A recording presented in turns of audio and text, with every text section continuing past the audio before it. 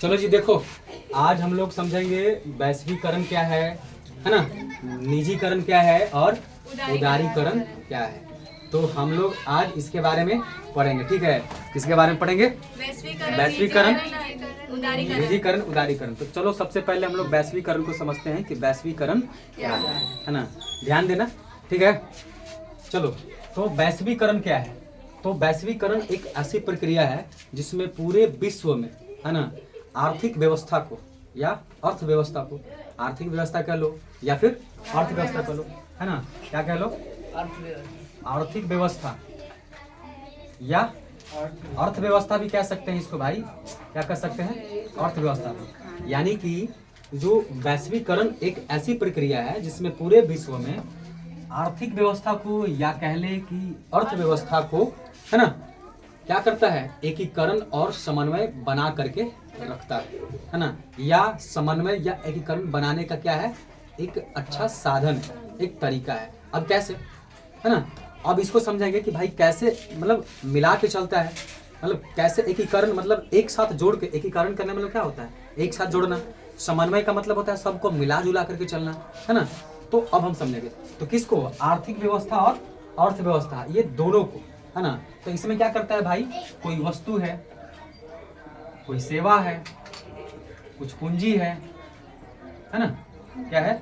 कुछ पूंजी है, वस्तु है, सेवा है, पूंजी है। बात समझ में आ रही है ना। श्रम है, प्रौद्योगिकी है ना, प्रौद्योगिकी है। बात समझ में आ रही है? क्या है? प्रौद्योगिकी है ना। तो या आदि और ETC भी कर सकते हो, और भी, और अन्य। क्या हो गया? अन्य, है ना। तो एक बार बढ़िया से समझ लो, एक बार फिर से। जैसे कि वैश्वीकरण एक ऐसी प्रक्रिया है जिसमें पूरे विश्व के अर्थव्यवस्था को या फिर आर्थिक व्यवस्था को एकीकरण या समन्वय करने का एक अच्छा साधन है या अच्छा तरीका है, जिसमें क्या होता है? वस्तु, सेवा, है ना, क्या है हमारा?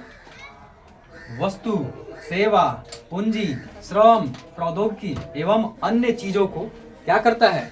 आदान प्रदान करने में मदद करता है। जैसे कि आदान प्रदान मतलब अगर हमारे यहाँ कोई चीज है, हमारे यहाँ कोई चीज है तो किसी दूसरे देश में जाएगा, दूसरे देश से क्या है? हमारे यहाँ आएगा। जैसे कि हम पेट्रोलियम ले लेते हैं, क्या लेते हैं? पेट्रोलियम, पेट्रोलियम, है ना, क्या हो जाएगा? पेट्रोलियम। तो पेट्रोलियम की बात करते हैं तो हमारे यहाँ पेट्रोलियम निकलता है? नहीं, हमारे यहाँ पेट्रोलियम नहीं निकलता है। तो हम दूसरे देश से पेट्रोलियम लेकर के आते हैं। तो अगर वो कहता कि नहीं, हम तुमको पेट्रोलियम नहीं देंगे, तो हमारे यहाँ पेट्रोल से गाड़ी चलता है, वहीं से डीजल निकलता है, कैरोसिन निकलता है, और भी बहुत सारे जो चीज़ निकलते हैं। तो गाड़ी घोड़ा चलता जी? नहीं, घोड़ा नहीं चलता, गाड़ी चलता, ठीक है। गाड़ी चलता मतलब कोई गाड़ी नहीं चलता, है ना। अगर पेट्रोलियम नहीं मिलता तो यही है वैश्वीकरण। अगर वैश्वीकरण नहीं रहता तो हमारे यहाँ क्या है? चावल बहुत ज़्यादा उगता है, फसल बहुत अच्छा होती है, तो हम किसी को चावल देते हैं, वहाँ से बदले में हमको और भी चीज़ देता है। जैसे मोबाइल फ़ोन हम लोग चलाते हैं, सारा का सारा जो बढ़िया कंपनी है, ब्रांड कंपनी है, सब कहाँ की? विदेशी है। तो भाई देखिए, यहाँ पर वो सेवा दे रहा है ना, यहाँ पर वो प्रौद्योगिकी भी, अपना प्रौद्योगिकी भी लगा रहा है, अपना मोबाइल फैक्ट्री लगा रहा है ना। क्या कर रहा है? अपना मोबाइल फैक्ट्री यहाँ पर इंडिया में लगा रहा है। ओप्पो अलग लगा रहा है, वीवो अलग लगा रहा है, एप्पल अलग लगा रहा है, माइक्रोसॉफ्ट अलग लगा रहा है। तो बहुत सारी कंपनियां भारत में आकर के अपना छोटा छोटा फैक्ट्री लगा रही है और यहीं पे मोबाइल फोन का मैन्युफैक्चर कर रही है। तो वस्तु हो गया, यानी कोई सामान को हम अपने यहाँ से दूसरी जगह भेज सकते हैं। उसके यहाँ से जो मतलब जो हमारे यहाँ है वो हम उसको देंगे, और जो उसके यहाँ है वो हम यहाँ लाएंगे, है ना। चलिए, सेवा भी दे रहे हैं, है ना। कोई यहाँ पर भी आकर क्या कर रहा है? भाई भारत में भी अपना सेवा दे रहा है। जैसे कि अमेरिका का राजदूत यहाँ है तो अपना सेवा दे रहा है। वहाँ के भी साइंटिस्ट आते हैं तो कुछ पल के लिए यहाँ पे काम करते हैं। यहाँ के भी साइंटिस्ट वहाँ जा रहे हैं, काम करना है, नौकरी कर रहे हैं ना भाई, तो वहाँ सेवा दे रहे हैं। यहाँ के डॉक्टर इंजीनियर, जो बड़े बड़े डॉक्टर होते हैं, इंजीनियर होते हैं या फिर साइंटिस्ट हैं, तो वो भारत छोड़कर कहीं कहीं दूसरे देश में, अमेरिका, लंदन, इंग्लैंड, कनाडा, रसिया, फ्रांस, कहीं भी चले जा रहे हैं। बात समझ में आ रही है? तो वहाँ जाकर सेवा दे रहे हैं। पूंजी, जैसे पूंजी का मतलब क्या होता है कि कोई भी व्यक्ति क्या होता है? अपना पूंजी।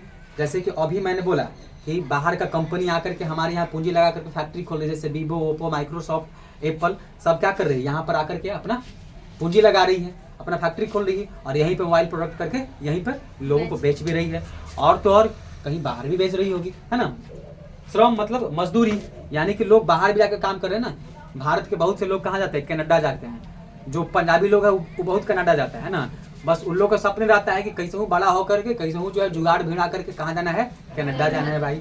सब मतलब ज़्यादा पंजाबी लोग कनाडा जाएगा, है ना, ताकि हमको NRI का वैल्यू मिल सके, NRI कहला सके। इसके लिए जो है ना, अब हम आगे बढ़ते हैं। और फिर यहाँ के भी लोग, बिहार के लोग बहुत लोग कतर में हैं, दोहा में हैं, है ना, सऊदी अरब में जाते हैं ना बाहर श्रम के लिए। श्रम मतलब क्या होता है, मेहनत करने के लिए, मजदूरी करने के लिए। तो लोग जो है मतलब दूसरे देश के लोग यहाँ भी आ रहे हैं, भारत में आ रहे हैं। आपको लगता है कि विदेश के लोग भारत में डिलिया उठाने आ रहे हैं, इंग्लैंड के लोग? बिल्कुल भी नहीं। वो लोग आते हैं तो सिर्फ घूमने के लिए आते हैं कि यहाँ का कल्चर कैसा है, यहाँ की संस्कृति कैसी है, यहाँ की सभ्यताएं कैसी है, ये सब चीज़ को देखने के लिए यहाँ पर आते हैं। लेकिन हम ही लोग जो है जाते हैं कहाँ, दूसरे देशों में। हमारे आसपास के कई सारे लोग हैं, जैसे कि इसमें देख लीजिए, बिहार के जो जितने सारे रिश्तेदार हैं सब कहाँ हैं, सब सऊदी अरब में काम कर रहे हैं। क्या कर रहे हैं, नहीं कर रहे हैं। फिर दूसरा का भी जो है मतलब इनके रिश्तेदार कोई कतर में है, कोई कहाँ है ना जी।